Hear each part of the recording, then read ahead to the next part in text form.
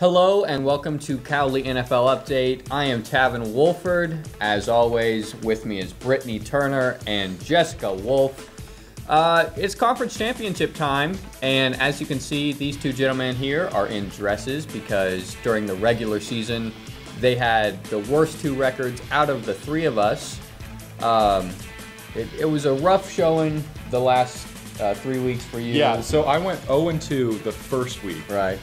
Never had an 0-2 week again until like the last 3 weeks. I think I went 0-6. You went 0-6 the last 3 weeks, yeah. Yeah. And then Josh. I had various 1-1s. Various, yeah. So I just couldn't do it. I needed the Browns to win. They didn't. I think we all lost on the Browns at least once. Yeah. I really wanted one of us to get the Browns' first win, and it didn't happen. Nobody picked it. So it was kind of disappointing. I agree. But it's conference championship time. NFC-wise, first game this upcoming weekend is the Packers and the Falcons at the Georgia Dome. I got Green Bay personally. I think that is going to be one of the tighter games we've seen all year. Personally, I think Aaron Rodgers and Matt Ryan are both due, but I am very biased towards Green Bay. They're my favorite team. I just want to see them do it. I want to see them do it without Jordy Nelson. He's not back, right? He's out. No, he's out. Yeah. Okay. I mean, as far as I see it, Aaron Rodgers is the greatest football player on the face of the planet right now. Like, wow. How he's playing, bold. just the way he's able to extend plays, every play is really incredible to me, and that's why I think the Packers will move on to Super Bowl 51. I'm different than both of you guys. I got Atlanta winning, and here's a couple reasons why. It's that Aaron Rodgers is red hot right now. But the thing that I've noticed is that he doesn't get going until the second half. They always have a slow first half, second half, he balls out. Atlanta, though, they had the highest scoring offense the whole season. I think averaging Atlanta close gets to 40 Yeah, points a game. I mean, it was insane. And I think Atlanta goes just completely right off the start of the game, just starts blowing over the Packers, and I think it'll be too big of a hole to come out of for Aaron Rodgers. I think he'll make it close, but I just think they'll dig themselves too deep. I think Atlanta's offense is just cruising right now, and I think that they're going to get it done. And plus, last year with the Georgia Dome, I think Atlanta's wanting to bring it home. Yeah, and as a Packers fan, I have to say I'm worried. Julio Jones and Matt Ryan, that pair together is phenomenal. It's legendary. But I think Julio Jones is the best wide receiver in the game of football, and as a Packers fan, that's very nerve-wracking.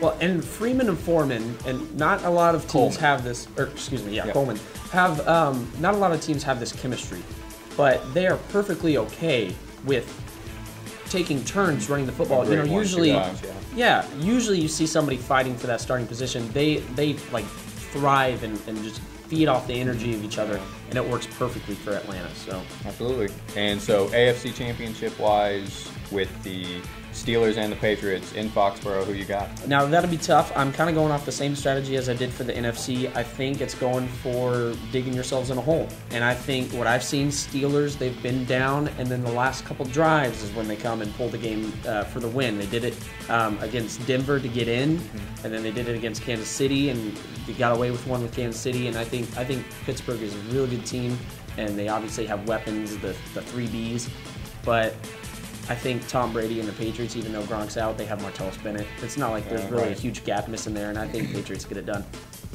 For me, the only way I'm giving the Steelers a shot in this game is if someone besides Antonio Brown, another wide receiver like Sammy Coates or someone Everybody else. has to step up. Yes, everyone on the offense has to step up. I think the defense can slow down Brady, but I don't think you can completely stop him. I think you need to stop the run as early as possible. Stop LeGarrette Blount from getting more than 15 yards in like the first quarter. Yeah. And you know how aggressive Belichick is, and you know they're going to double team Antonio Brown most likely because he always does that with the higher receivers, and it pays off. Right. So they have to be prepared. Like you said, all receivers have to show up. So if all that happens, I will take the Steelers, but my gut is telling me Patriots. Yeah, I'm going to go ahead and go with the same strategy that all three of us have had the entire year and just bet on the Pats. Just Pats with no explanation. You have Tom Brady back there. You can feel, as a Patriots fan, you can feel very comfortable. I have the Patriots doing it. I do agree with you. And I got to give it to you, a year ago, before the season even started, you told me Steelers are going to be in the Super Bowl. And I think I laughed in your face. Yeah, I didn't even think they would make it this far. But, they still have a shot, but I'm still going to go ahead and give it to them. Yeah. You always have to watch out for the underdogs, even though, records, they speak a lot, but when it comes to crunch time, who's, more comfortable, and both teams, Steelers and Patriots, have been in this position multiple times. Big Ben's been in this position multiple times. Tom Brady's obviously been in it multiple times.